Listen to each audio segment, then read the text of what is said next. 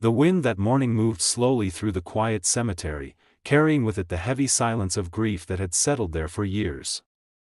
Fallen leaves scraped softly across the stone pathways, and the sky hung low and gray, as if the world itself remembered what had happened there.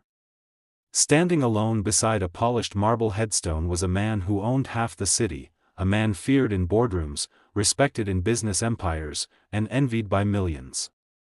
Yet in that moment, none of his wealth mattered. Because the name carved into the stone in front of him belonged to the only person he had ever truly loved, his son, Victor Harrington, the billionaire known across the country for building a financial empire from nothing, stared at the grave as if willing time itself to rewind. The inscription read, "Daniel Harrington, beloved son, forever in our hearts." Daniel had died 3 years earlier in what everyone called a tragic accident. Since that day, Victor's life had become a hollow routine of meetings, investments, and endless nights haunted by guilt. But on this cold morning, something unexpected was about to shatter the walls he had built around his heart. Before the story continues, if you believe in kindness, second chances, and the power of unexpected miracles, please take a moment to like this video, share it with someone who needs a reminder of hope, subscribe to the channel for more emotional stories, and tell us in the comments where you're watching from. Your support means everything and helps keep these powerful stories alive. Victor came to the cemetery every year on the same day, standing silently for hours. No one ever approached him. The caretakers kept their distance.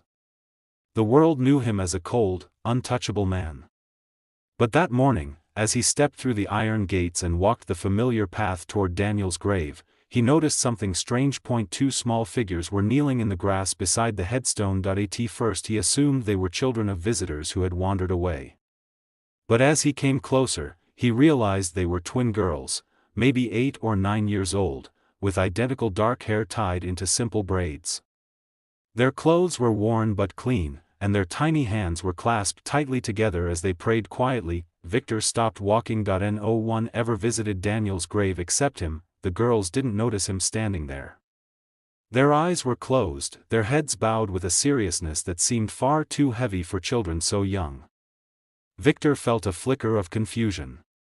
He had built walls around his emotions, but something about the scene stirred a strange discomfort in his chest. For a few moments he simply watched, then one of the girls reached forward and carefully placed a small wildflower on the grave. It wasn't a bouquet from a florist. It was a single yellow flower, probably picked from somewhere outside the cemetery fence. Victor finally spoke, his deep voice breaking the quiet air. He asked them what they were doing there. Both girls looked up at the same time, their eyes were wide but calm, as if they had expected someone to arrive. Neither seemed afraid of the tall stranger in the expensive coat standing before them. The older of the twins slowly stood up, and what she said next made Victor Harrington's entire world begin to tilt. She said they came every week to pray for their father. Victor frowned slightly. His voice tightened as he asked who their father was. The girl pointed directly at the grave. She said their father was Daniel Harrington. For a moment the wind stopped. The world felt silent. Victor felt something inside his chest tighten so sharply it almost knocked the breath from his lungs. He stared at the girls, searching their faces as if trying to find proof they were lying, but they weren't. They looked sincere, confused even, as though they couldn't understand why this man seemed so shocked. Victor's mind raced. Daniel had died 3 years ago. His son had never been married. He had never mentioned children. Victor had controlled nearly every aspect of Daniel's life, his education, his career path, his social circle. How could there be children? His voice came out rough as he demanded to know who had told them this. The younger twin spoke this time. She explained that their mother had told them before she died last year. Their mother had said their father was a kind man named Daniel who used to help her when she was struggling. Victor felt his knees weaken slightly. The girls continued explaining in innocent detail. Their mother had been a waitress at a small roadside diner outside the city. Years ago, Daniel had been driving through the area and stopped there during a rainstorm. He had noticed the young woman working double shifts while pregnant and barely able to afford rent. He had started coming back regularly. At first just to eat, then to help. He paid her hospital bills when the twins were born. He visited them whenever his work brought him nearby. He brought toys and groceries and sometimes simply sat with them, laughing and playing like a normal father. Victor had never known, because Daniel knew his father would never approve. Victor's business empire had strict expectations.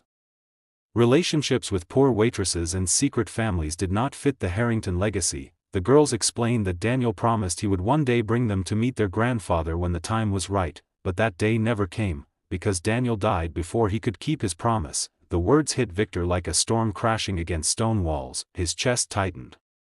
His breathing became shallow. He suddenly felt dizzy as the truth began to sink in. His son, the son he believed he knew completely, had lived an entire life Victor never saw. A life filled with kindness. A life filled with love. A life Victor's cold expectations had forced him to hide. Victor staggered backward. The weight of regret, grief, and shock crashed through him all at once, and then the powerful billionaire collapsed to his knees beside the grave. Tears, something Victor Harrington had not allowed himself in years, finally broke free. The twin girls watched quietly, unsure what was happening but sensing the sadness pouring out of the man before them. For the first time since Daniel's death, Victor realized something devastating. His son had not been taken from him by fate alone. Victor's own pride had built the distance that kept Daniel from sharing his real life. If Victor had been a different father, maybe Daniel wouldn't have hidden the truth. Maybe Victor could have known his granddaughters sooner. Maybe he could have loved them all together. The girls gently placed their small hands on Victor's arm. They didn't understand everything, but they understood sadness, and in that moment, the most powerful man in the city cried like a broken father who had finally seen the truth too late. Weeks passed. Victor investigated the girl's story, expecting at some point to uncover a misunderstanding, but every detail proved true. Hospital records, letters Daniel had written, photographs hidden in a small apartment where the twins had been living alone after their mother's death, photos of Daniel laughing with the girls in parks, teaching them to ride bicycles, holding them proudly in his arms. Victor looked at those pictures for hours. In them, Daniel looked happier than Victor had ever seen him. Slowly, something began to change inside the billionaire. He arranged for the twins to move into a beautiful home, not as charity, but as family. He personally took them to Daniel's grave and told them stories about their father. For the first time in years, Victor's house echoed with laughter again. The girls filled empty hallways with life. They asked endless questions about the father they barely remembered, and Victor answered them with honesty, love, and quiet promises to become the grandfather they deserved. One afternoon months later, Victor stood once again at Daniel's grave, but this time he was not alone. The twin girls stood beside him, each holding a yellow wildflower just like the one they had brought the first day. Victor placed his hand gently on the stone, and in a whisper carried by the wind, he thanked his son for teaching him the lesson wealth could never buy, that love, real love, is never about status, power, or pride. It's about the people we choose to protect, care for, and stand beside no matter where they come from. Before we reach the ending of this story, we have a special request for you. If you've made it this far, please comment the word kindness below. It helps us know you're part of this incredible community that believes in stories of hope and humanity. Years later, Victor Harrington would become known not only as a billionaire but as a man who quietly funded orphanages, schools, and shelters across the country. But the greatest change wasn't his charity. It was his heart. Every Sunday morning, he still visited the cemetery.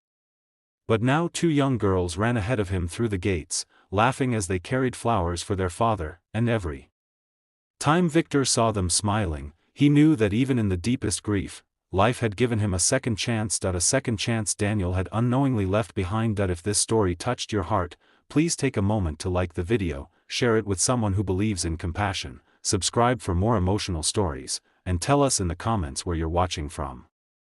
Your support helps these stories reach people around the world who need a reminder that kindness can change everything.